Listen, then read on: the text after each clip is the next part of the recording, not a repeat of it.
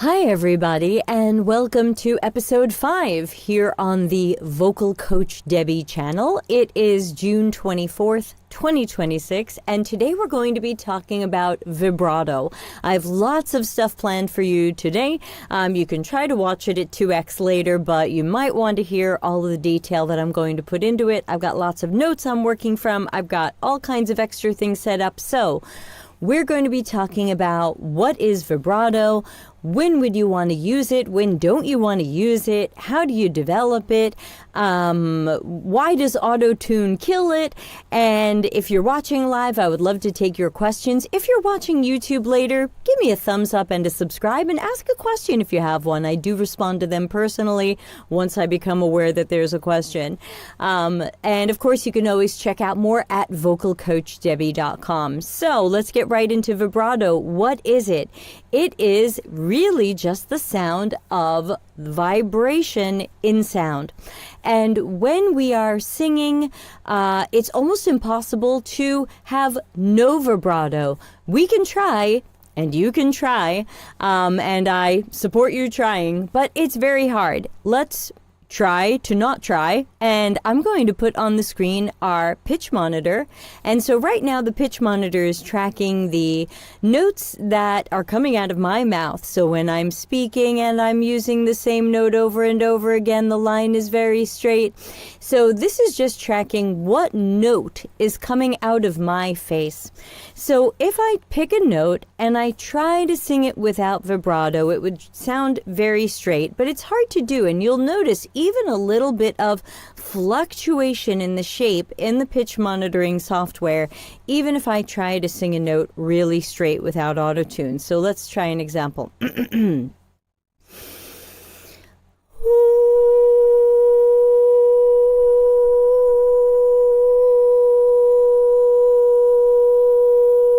I sound like the hearing test to you?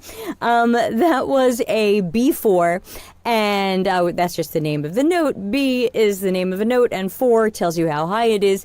So you could see from when that line was being drawn that that was a pretty straight line. There wasn't a lot of wobbling in it, and the vibrato is what brings that kind of wobbling sense to it, but with practice, it's a controlled wobbling. So let's try the same note with a little vibrato, and you can start to understand some of the difference.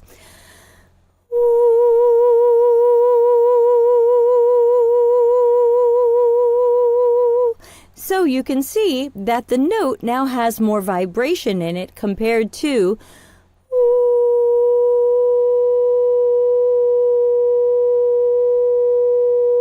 which is a much straighter line.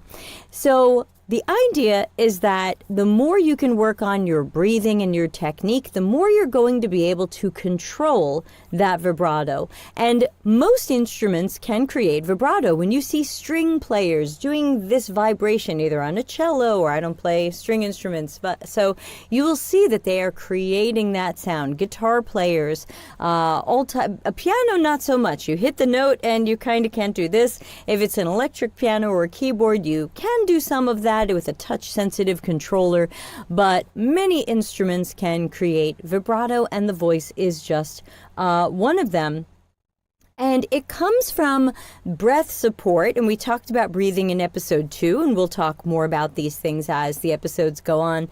But it comes from the breath and the power in your body, and not, as some people think, from wagging your chin or nodding your head. So let's do an example of that and watch the pitch monitoring software for what does it look like if I just keep the note steady but wag my chin. So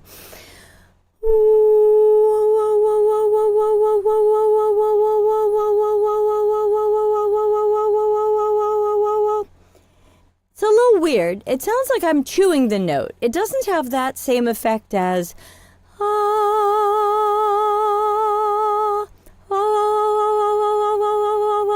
So, can you do that? You might start there, but eventually you'll want to try to use the muscles mostly around your stomach and in your body to control the breath and let that sound come out naturally. Because if you try to sing a note, sometimes it will come out with some vibrato even if you're not trying.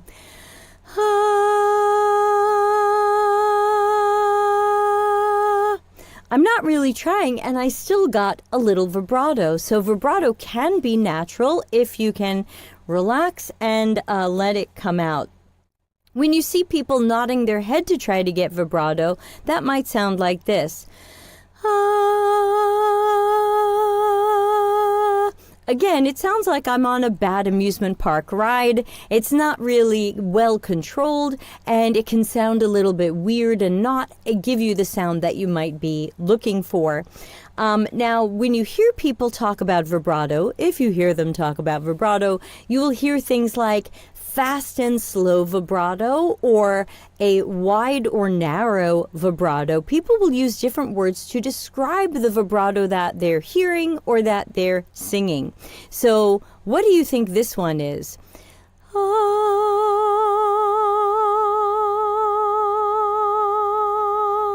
So notice those are just little bumps in that pitch monitoring software.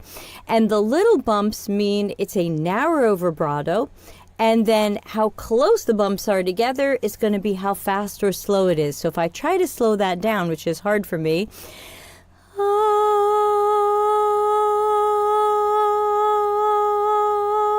I mean, that's a little more tremolo, but that's a little bit of what a slower vibrato would sound like. So most people are singing with fast and faster vibratos. Now, what about a narrow or wide vibrato? So we already looked at a narrow vibrato. A narrow vibrato covers just a little bit of pitch around the note you're going for. A wide vibrato covers a lot of pitch and frequencies around the note you're going for. So again, a narrow example would be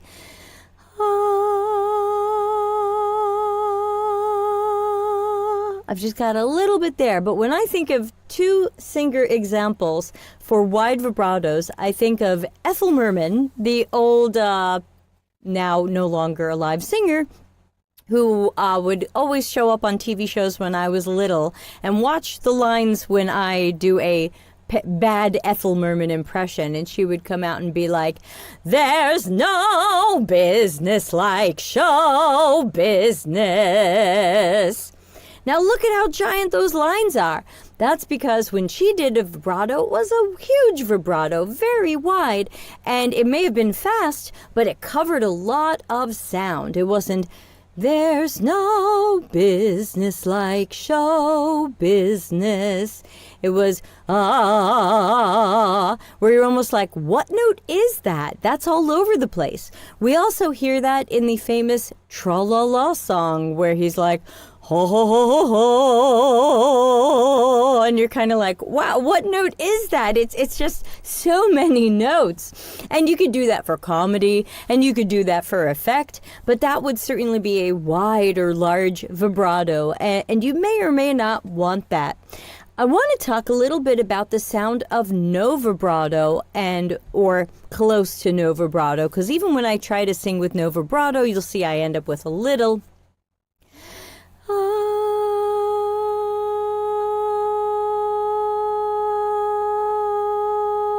There's just natural fluctuations in your voice. I did pretty well there, but still, it's never going to be a perfectly straight line unless it's auto-tuned. And auto-tune is going to snap you to that perfect note. When we think about singers without vibrato, I tend to think of two general groups of people, though it could be anybody for any reason, and it could be used just in a part of a song for an effect. But I think, first of all, about older music. So if you ever study Gregorian chant and Renaissance music and the types of music that came from hundreds of years ago, according to sources, vibrato was not in style, so it was generally not used. Sometimes if you hear something sung by a choir boy or your church mass, it's generally not going to be it's not going to be your big show-stopping number. It's going to be something that is sung much more plainly. So, for example, it's very hard for me to really sing with no vibrato. You'll also notice it's harder to stay in tune when you're not singing with vibrato. That's an area where vibrato can help you really support the note.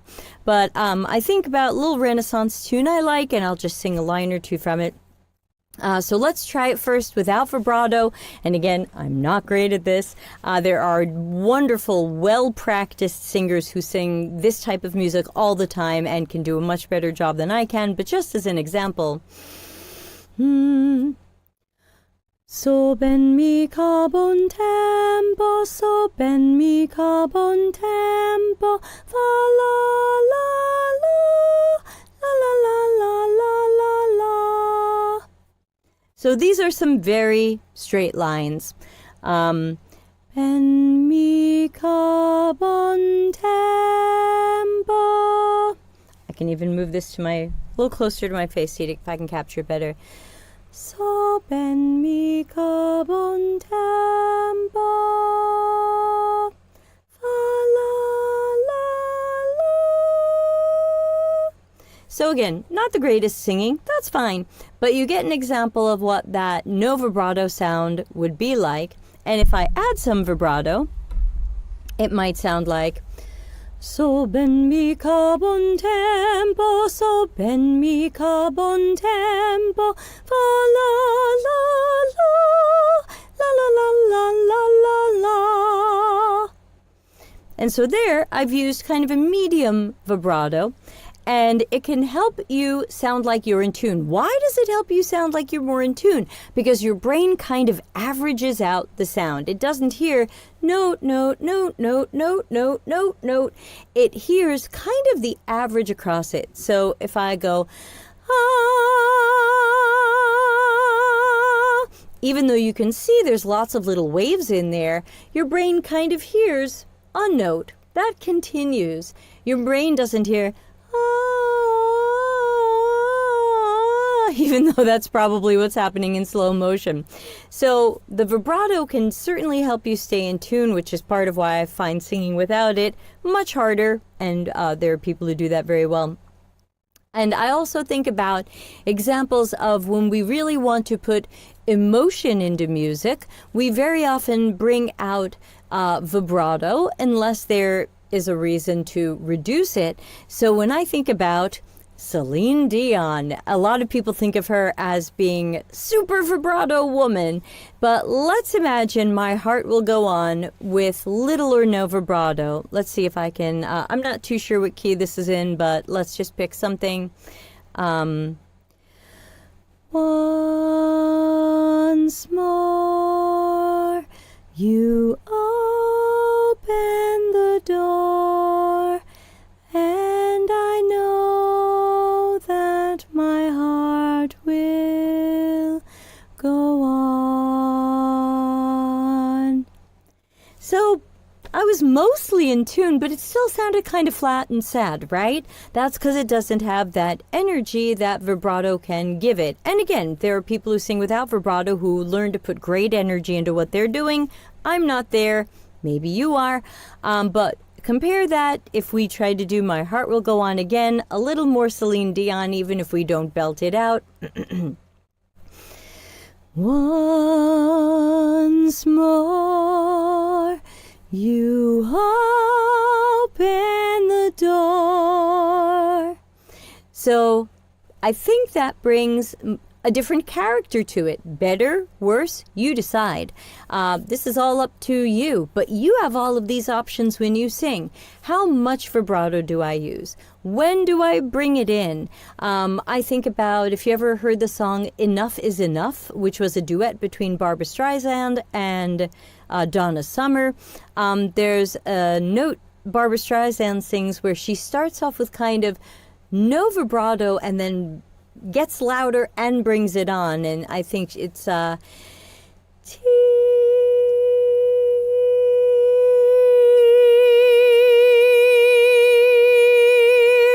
So you can see how even in the pitch monitoring software, how that went from kind of straight to a lot more going on in it. And again, maybe you purposefully don't sing with vibrato. Last week, we analyzed the song This Woman's Work by Kate Bush, and we took a look or a listen at some of the choices she makes to tell the story of the song. So, for example, she might do,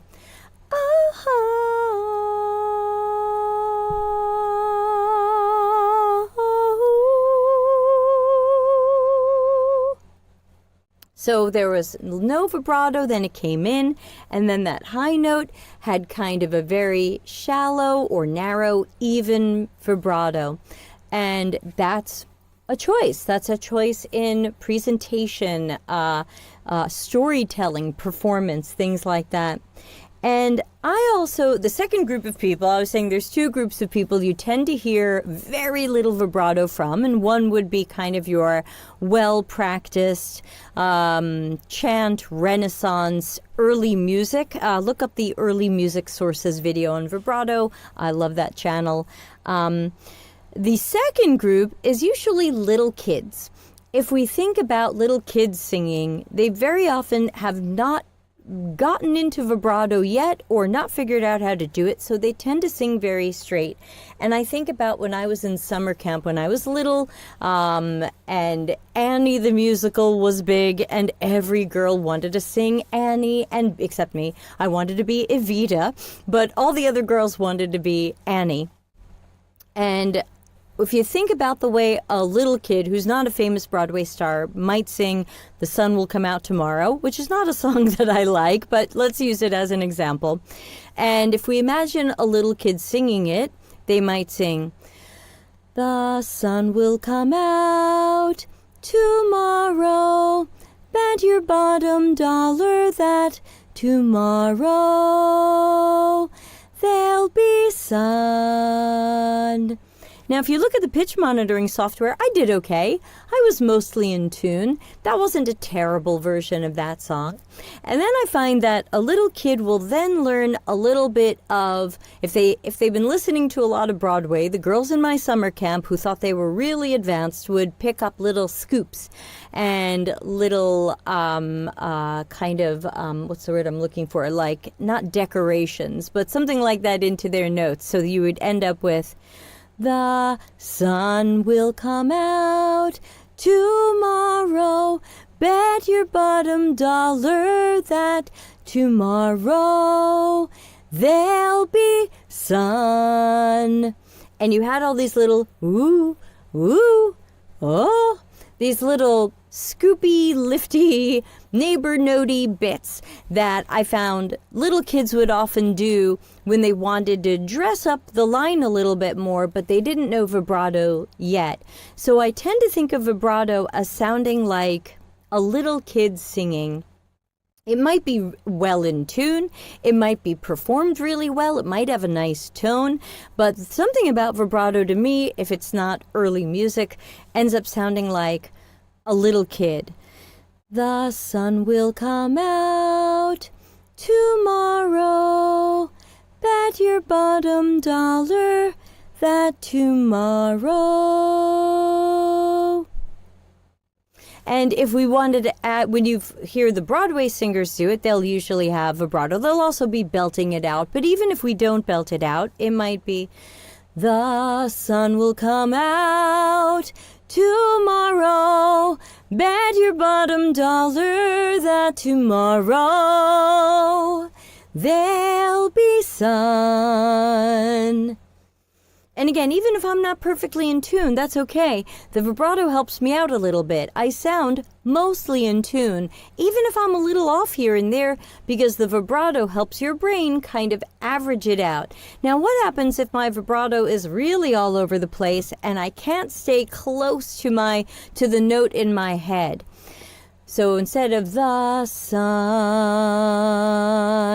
what if I'm really all over the place? "The sun."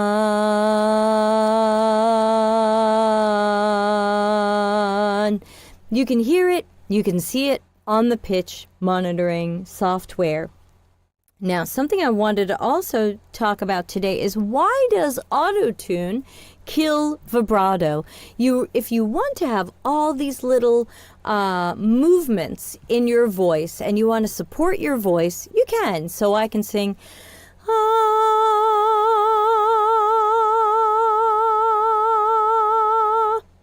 And you can see on average, that line runs through the middle, which means your brain hears a note in tune, even though I'm technically under and then over and then under and then over.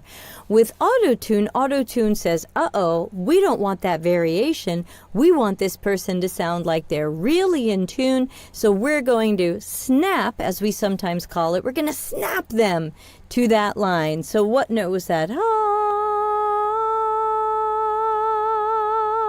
Let's go with an A.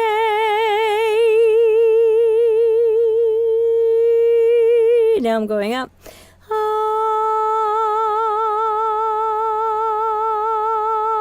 That's no auto-tune. Let's turn it on. Okay, hold on. Just need to fix my capture software there. Where did it go? Capture, capture, capture. Oh God, oh, here it is.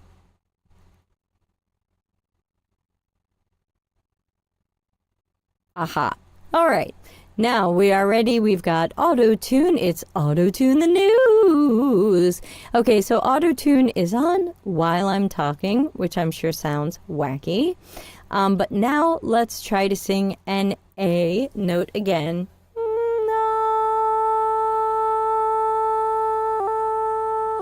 Okay, I'm going to watch it on the pitch monitoring software. You've also got that on the screen. And listen to what, now this is unforgiving autotune. I've made it so that autotune is really going to try hard to snap me to a note. Let's try it.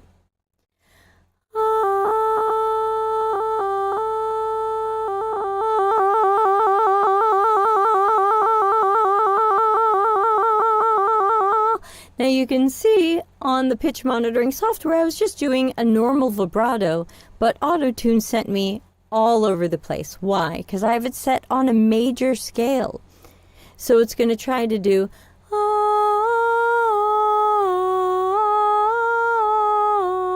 something like that. I can change that. I can say, no, let's be a little tighter here. Let's go chromatic.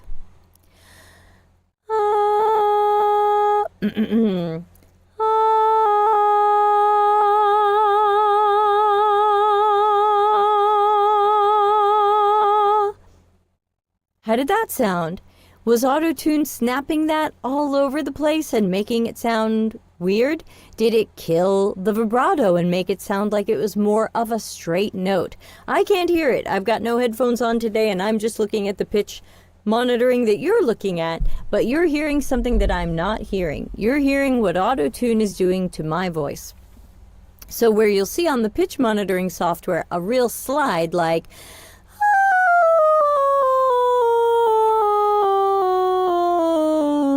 oh.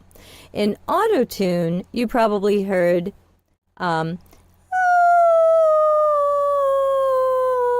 you probably heard those steps because autotune was snapping me each time to that note. And so if you have unforgiving autotune, and there are ways to set autotune differently, but when autotune is unforgiving, you can end up getting you can end up getting little steps as autotune says, oh wait, she was singing an A, now she's a little below it. Maybe she means to sing A flat, that next note next to it. So we can turn autotune on again, and we can use our example from before with a little vibrato and see how it sounds. The sun will come out tomorrow. Bet your bottom dollar that tomorrow there'll be sun. So you can see from the pitch monitoring software, I was doing the same relatively shallow vibrato. I wasn't doing a very wide one like Ethel Merman or Trolala Guy. But still, we were getting it was becoming more fixed to certain notes. If we turn autotune back on and we try to do our Ethel Merman, There's no business like show business, like no business I know. Well, that probably sounded like an absolute mess in autotune because it was trying to figure out which of the 6 zillion notes that I was somewhere near, which ones was I trying to sing, and what should it snap to. So hopefully this gives you a little bit more of an idea about vibrato, when you might want to use it, why autotune tends to kill it. And again, and think about where you want to use it in your storytelling. And again, I keep thinking about last week with Kate Bush's This Woman's Work, where there's definitely selective use of no vibrato, moving into more, which feels like a little more energy, a little more strength. We talked the week before about Intruder by Peter Gabriel in episode 2, and he's basically almost talking that song to you. I know where to find precious things in all your cupboards and drawers. That was very straight. He wasn't using, I know where to find precious things. You know, now you sound like my 8th grade choir teacher. But again, if that works for the story you're trying to tell, give it a try. So when it comes to vibrato, just start by holding a note and seeing what your body does naturally.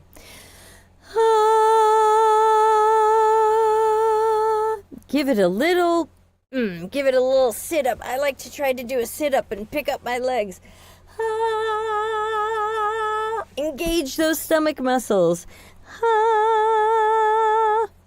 And think about how you can create it naturally versus or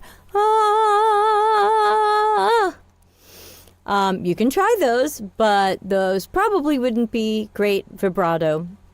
It's going to be, and again, this is only episode 5, we're going to get more into breathing techniques and singing techniques and microphone techniques and talk more about using vibrato, but I'm trying to keep these around a half hour, so I'm going to wind down.